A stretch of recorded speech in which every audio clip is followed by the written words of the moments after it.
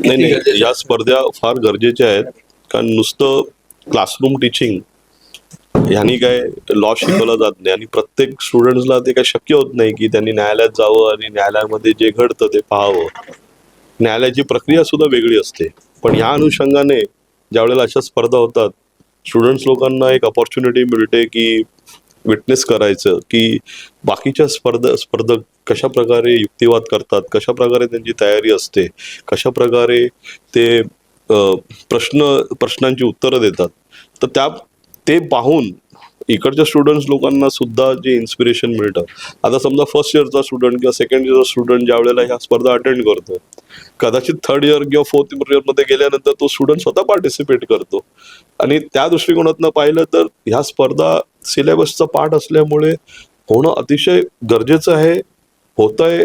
त्याच्यासाठी जो लागणारा व्याप आहे मी म्हणेन, 2-3 महिन्यापासून जी तयारी असते कॉलेजची किंवा कॉलेजच्या कमिटीची, तर ह्या सगळ्या गोष्टी ज्या आहेत, ह्या सगळ्या गोष्टी शेवटी स्टुडंट्सच्या हितामध्ये आहेत. आणि मला तर असं वाटतं की या स्पर्धा आता मला बहुतेक सगळ्याच कॉलेजेसमध्ये होत आहेत. आणि मला नाही वाटत कुठले विकेंड असे फ्री असतील की या स्पर्धा नसतील कुठल्या कॉलेजेसमध्ये वगैरे. तर चांगली गोष्ट आहे आणि या झाल्याच पाहिजे आणि कंटिन्युटी याची असलीच पाहिजे. सर, बरेच असं दिसतं की कोर्टरूम बिहेवियर हे फार महत्वाचं असतं. अशा स्पर्धांमधून कोर्टरूम बिहेवियर मुलांना शिकायला मिळतं का, आणि याच्यामध्ये कसं वागलं पाहिजे असं मार्गदर्शन करायचं त्यांना होत नाही? म्हणजे माझ्या मते कोर्टरूम बिहेवियर जर पाहायचं असेल तर लाईव्ह कोर्टमध्ये जाऊनच पाहिलं पाहिजे. अशा स्पर्धांमध्ये फारसं काही मला नाही वाटत त्यांना कोर्टरूम बिहेवियर बद्दल मिळेल. पण नक्कीच जर काही प्रश्न विचारले जातात, त्यांची उत्तरं कशी दिली जातात, त्या दृष्टिकोनातनं पाहिलं तर कदाचित थोडंफार कोर्टरूमचं फील येतं. मी काही कॉलेजेसमध्ये जेव्हा कधी जातो अशा स्पर्धा जज करण्याकरिता, तर त्यांचे जे कोर्टरूम्स असतात ते कदाचित मला असं वाटतं आमच्या हायकोर्टच्या कोर्टपेक्षाही सुरेख असतात. त्यामुळे असं वाटतं की अरे बापरे, आपण एका मोठ्या कोर्टामध्ये बसलो आहोत.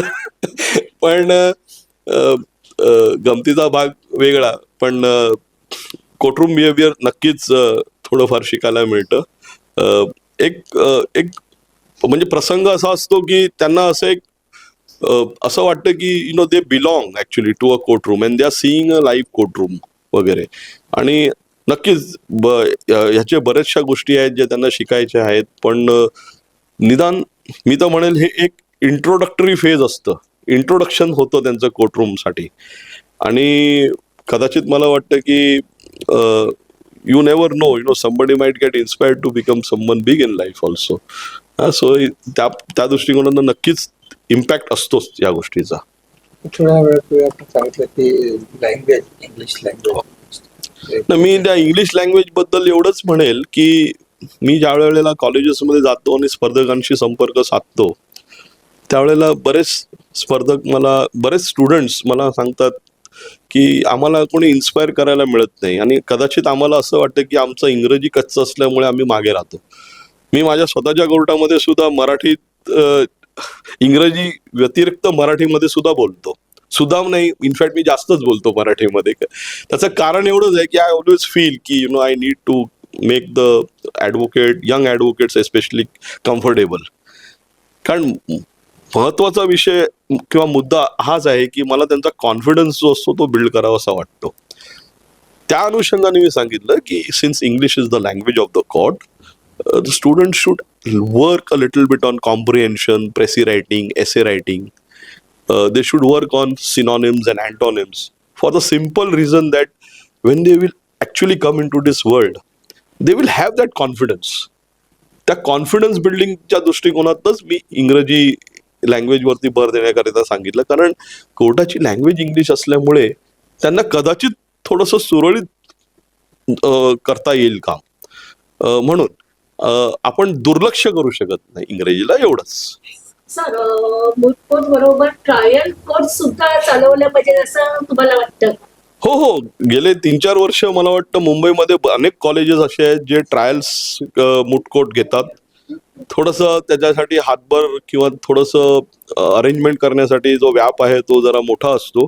कारण रेग्युलर मूट कोर्ट जे असतं त्याच्यामध्ये आर्ग्युमेंट किंवा युक्तिवादावरती जास्त, मौखिक युक्तिवादावर जास्त भर देण्यात येतो. पण ज्यावेळेला ट्रायल्स होतात त्यावेळेला स्टुडंट्स जे असतात ते 20, 22, 23 वर्षाचे, 24 वर्षाचे असतात. त्यांच्या त्या न्यूबाईल माइंड्समध्ये ज्यावेळेला ट्रायल त्यांना कंडक्ट करायला मिळते त्यांना जो कॉन्फिडन्स येतो तो एका वेगळ्या लेवलचा असतो. त्याच्यामुळे मी तर असं म्हणेल की प्रत्येक कॉलेजेसनी कदाचित वर्षातनं जर 2 कॉम्पिटिशन करत असतील तर एखादी कॉम्पिटिशन तरी ट्रायल राऊंड करावी.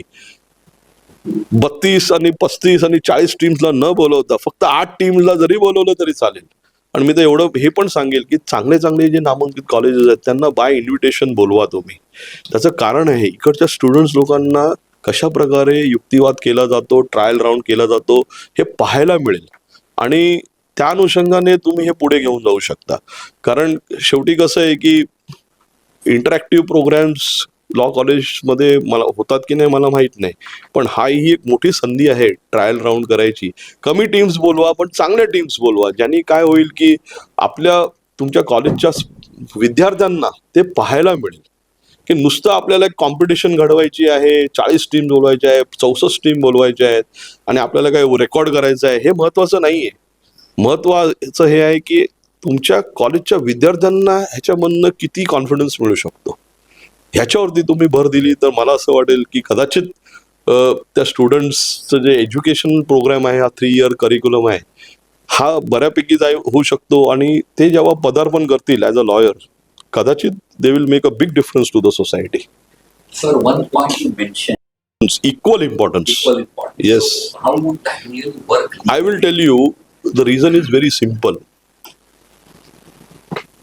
I stressed upon knowing English language so that your confidence doesn't go down.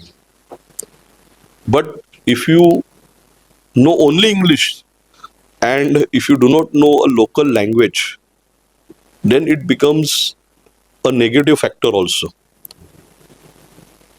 You have to know the local language, whether it is Marathi, Hindi or Gujarati if you are staying in Bombay, because these are the languages where you have a lot of litigation, commercial litigation coming up from. Knowing these languages also help you in knowing the language of the state. आता जरी मराठी आपल्याला येत असेल तरी आपल्याला शासकीय मराठी येतं की नाही तितकं ह्याच्यामध्ये फरक असू शकतो. पण बेसिक मराठी जर आलं तर कदाचित I am telling you will the student the young lawyer will have a cutting edge over the other person also. So on the flip side, knowing English is also equally important. Why? Because today there is cutthroat competition amongst these lawyers. I am not a votary of of saying that only English. Never. In fact, in my courtroom itself, I talk in Marathi more than in English. The idea I talk sometimes in Gujarati also, just in order to ensure that the lawyer in front of me gains that confidence. That is important, and comfort level. Because idea is that one interaction with the High Court judge in a court probably remains with the young lawyer for the rest of his life. This is what I have seen. But don't shun English. That is what I am saying. And if there is a little bit of an handicap, please work on it. Because ultimately, who is to gain? Only you. But certainly, I am not a votary that only English. No, never. In fact, I always call young lawyers, that they should always read one local language newspaper along with an English language newspaper in their house every day. And the reason is only because the local language newspaper journalism is on a very different level altogether. You realize what are the nitty-gritties of the society at large. And that's why. I in fact tell them that, look, even if you may not read it for the first couple of months or years, but after that you will get into the habit of looking into the newspaper. So local language newspaper should be subscribed to by everybody. At least one. आम्ही आज राष्ट्रीय moot court स्पर्धा आयोजित केलेली आहे Ambedkar law college Wadala मुंबईमध्ये. ही स्पर्धा जे वकील क्षेत्रात प्रॅक्टिस करू इच्छितात त्यांच्यासाठी फार महत्त्वाची असते. कोर्टरूममध्ये कसं बोलावं, कसं आर्ग्युमेंट करावा, कसा युक्तिवाद करावा, समोरच्या पक्षकाराचा युक्तिवाद कसा खोडून काढावा, आपले मुद्दे जे आहेत फॅक्ट आणि तथ्य आणि त्याची रिलेव्हन्सी जी काही असते, फॅक्टची रिलेव्हन्सी असते, ती कोर्टाच्या समोर जजसाहेबच्या समोर कशी मांडावी, कसे मुद्देसूद आपले मुद्दे मांडावेत, युक्तिवाद कसा मुद्देसूद करावा, याचं प्रशिक्षण किंवा याचा अनुभव अशा पद्धतीच्या आभासी कोर्टच्या स्पर्धेतून सगळ्यांना मिळत असतो. जे वकिली क्षेत्रात येतात ते लगेच काही कोर्टमध्ये जाऊन लगेच वकिली चालू करत नाही. त्यांना पहिल्यांदा पाहावं लागतं, त्यांना आकलन करावं लागतं सगळ्या गोष्टींचं. कोर्टरूममध्ये कसं वागायचं, कसं बोलायचं, जज समोर किंवा न्यायमूर्तींसमोर कसं बोलायचं, हे सगळ्या गोष्टी त्यांना पहिल्यांदा आकलन करावं लागतं. आणि हे आकलन जे असतं ह्या स्पर्धेच्या माध्यमातून आम्ही विद्यार्थ्यांना देण्याचा प्रयत्न करतो.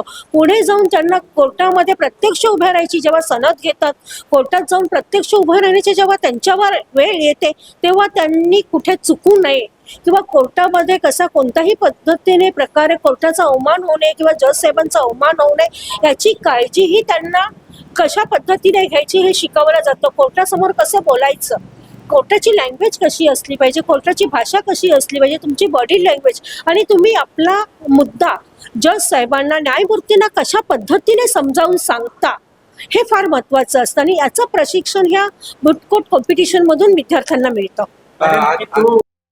आंबेडकर लॉ कॉलेजचं हे मुटकोट कॉम्पिटिशनचं हे 3रं वर्ष आहे. पहिल्यांदा जेव्हा आम्ही मुटकोट स्पर्धा आयोजित केली त्याला माननीय न्यायमूर्ती मुंबई उच्च न्यायालयाचे न्यायमूर्ती जितेंद्र जैन आलेले होते. गेल्या वर्षीही जस्टिस मिलिंद जाधव आले होते आणि ह्या वर्षीही आम्हाला मिलिंद जाधव यांचं मार्गदर्शन लाभत आहे. आणि ह्या स्पर्धेमध्ये देशभरातून 30 संघ आलेले आहेत, 30 टीम इकडे आलेले आहेत.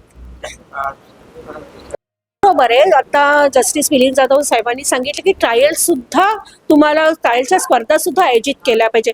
बरेचदा काय होतं, आर्ग्युमेंट करणं कधी कधी सोपं असतं, पण एखादी क्रिमिनल केस चालते, त्याच्यामधले जे फॅक्ट असतात केस मधल्या ते समजावून सांगा. क्रॉस आणि चीफ कशी घ्यायची, चीफ उलट तपासणी आणि सर तपासणी कशी घ्यायची हे सुद्धा विद्यार्थ्यांना कळायला पाहिजे. बरेचदा काय होतं, बरेचसे विद्यार्थी बाहेर पडतात, सनद घेतात, डायरेक्ट हायकोर्टमध्ये प्रॅक्टिस करायला जातात, पण ट्रायल कशी चालते हे त्यांना माहीतच नसतं. असे अनेक वकील आहेत की त्यांना अजून ट्रायलच कशी चालते ते माहीत पडत नाही. मग ट्रायलच्या वेळी जे मुद्दे येतात ते हायकोर्टामध्ये ते मुद्देसूदमध्ये मांडताना तिथे त्यांची भंबेरी उडते. त्यामुळे विद्यार्थ्यांना ट्रायल येणं फार महत्त्वाचं आहे.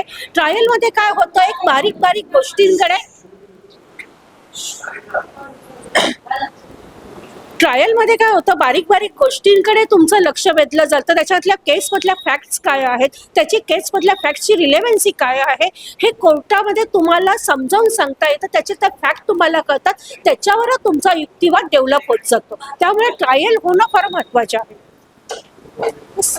या इथे आज आमच्याकडे प्रचंड जागा आहे, परंतु त्याचा वापर योग्य पद्धतीने होत नव्हता. आता आम्ही ठरवलेलं आहे की या इथे येणाऱ्या पीपल एज्युकेशन सोसायटीच्या जी काही कॉलेजेस आहेत त्याच्यामध्ये वेगवेगळी कॉलेजेस त्याच्यामध्ये असणाऱ्या स्टुडंट्ससाठी त्यांना स्पोर्ट्स कला इतर अनेक म्हणजे आता तुम्ही पाहिलं असेल की तिथे मूड कोर्टची सुद्धा हे चालू आहे. तर वेगवेगळ्या पद्धतीनं ह्या मुलांना मॅच्युअर्ड करून सोसायटीमध्ये पाठवणं हा आमचा एम आहे.